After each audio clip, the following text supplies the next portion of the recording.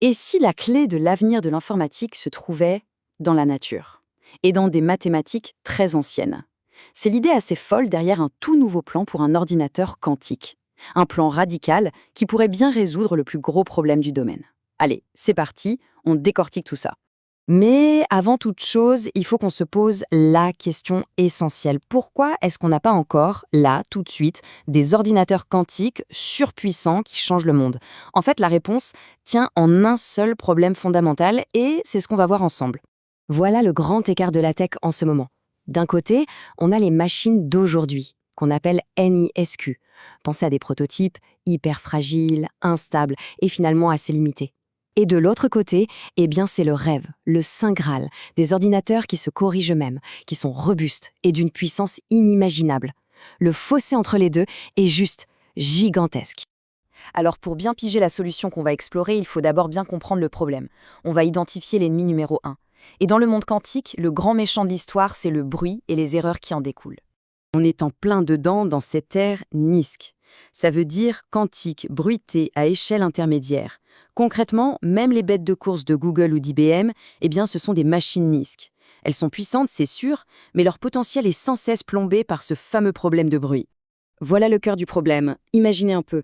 À chaque micro-calcul, une toute petite erreur s'ajoute, puis une autre et encore une autre. C'est l'effet boule de neige. En un rien de temps, le calcul entier devient un bazar illisible.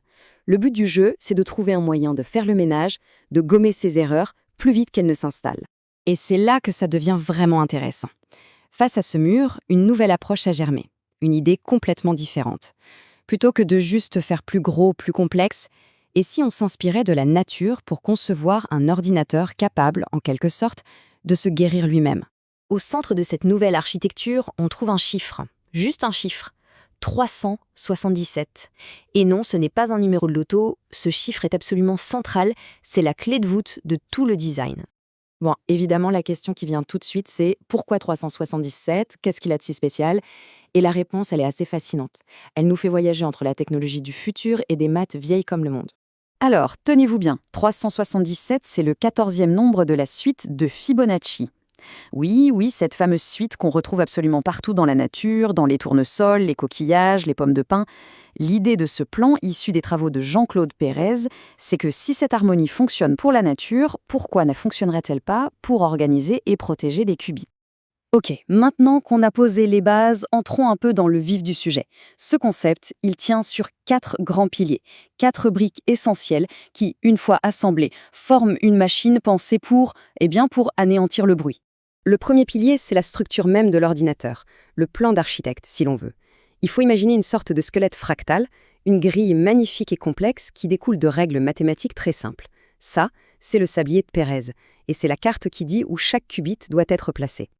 Et attention, ce n'est pas juste pour faire joli. Cette géométrie, qui est liée au fameux nombre d'or, crée une organisation qui est naturellement solide.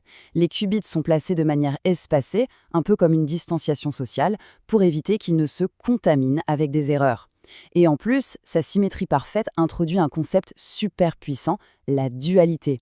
Deuxième ingrédient, la mémoire. Et là encore, on n'est pas sur une mémoire classique. On parle du PHAM. C'est un concept de mémoire associative tellement performant qu'il en paraîtrait presque magique. Son super pouvoir? Retrouver une info, même si on lui donne une version complètement brutée, complètement fausse de cette info. Et ça, c'est capital. En gros, quand l'ordi détecte une erreur, il crée un rapport d'erreur. Le PHAM, lui, va traiter ce rapport comme un souvenir abîmé, et paf, il retrouve instantanément l'info correcte, la correction à faire. C'est un peu le super correcteur orthographique de l'ordinateur, en version quantique et ultra rapide. Le troisième pilier, là on entre dans une dimension un peu plus mystique, mais tout aussi fascinante. C'est un concept qui fait le lien entre des rythmes de poésie sanscrite très ancienne et les travaux d'un génie des maths du XXe siècle, Ramanujan. Oui, c'est un sacré mélange. Pour faire simple, on peut voir ces fonctions mathématiques comme la suite logicielle de l'ordinateur. C'est la boîte à outils qui permet de piloter les calculs avec une précision d'horloger et même de donner un coup d'accélérateur à certaines opérations, tout ça en tirant parti de la structure fractale de la machine. Et enfin, le quatrième et dernier pilier, la dualité. C'est une idée qui découle directement de la symétrie du sablier. L'idée est toute simple, mais géniale. Chaque morceau d'info n'est pas confié à un seul qubit, mais à une paire. un duo de qubits qui se surveillent et se protègent l'un l'autre. Ce système de binôme, c'est une couche de sécurité supplémentaire qui est redoutable. Si un qubit déraille, son partenaire est là pour l'aider à rectifier le tir. D'après les calculs, rien que cette technique pourrait faire chuter les erreurs de 30%. Et à cette échelle, c'est juste énorme. Bon, une belle théorie, c'est bien, mais un plan pour la construire, c'est encore mieux. Alors quittons un peu le monde des concepts pour voir comment tout ça pourrait un jour devenir une vraie machine. Et la feuille de route proposée, elle est plutôt bien pensée, très terre à terre. On commence par tout simuler sur des ordinateurs classiques, ensuite on passe à un petit prototype physique en utilisant le matériel qu'on a déjà, et seulement après, on se lance dans la construction de la fameuse machine à 377 qubits. Chaque étape sert à prouver que la suivante est possible. C'est malin. Maintenant, imaginons une seconde que ce plan fonctionne. Les conséquences, elles sont juste vertigineuses. Un ordinateur quantique qui ne fait plus d'erreurs, ce n'est pas une simple évolution, c'est un changement de paradigme complet, une vraie révolution. On parle de quoi? Concrètement, de pouvoir créer des médicaments parfaitement adaptés à chaque personne, de concevoir des matériaux aux propriétés incroyables, de bâtir des intelligences artificielles beaucoup plus puissantes, de rendre nos communications inviolables. Et rien que la mémoire PHM, ça pourrait changer du tout au tout la manière dont on gère l'information.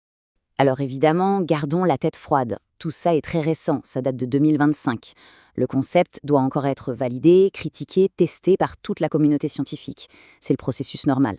Et puis, même si 377 qubits, c'est un cap majeur, il en faudra sans doute bien plus pour s'attaquer aux problèmes les plus gigantesques.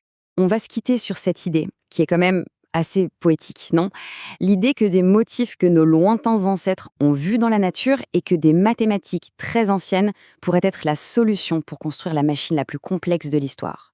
C'est un bon rappel que parfois, pour faire un grand pas vers le futur, il faut oser jeter un œil très très loin dans le passé.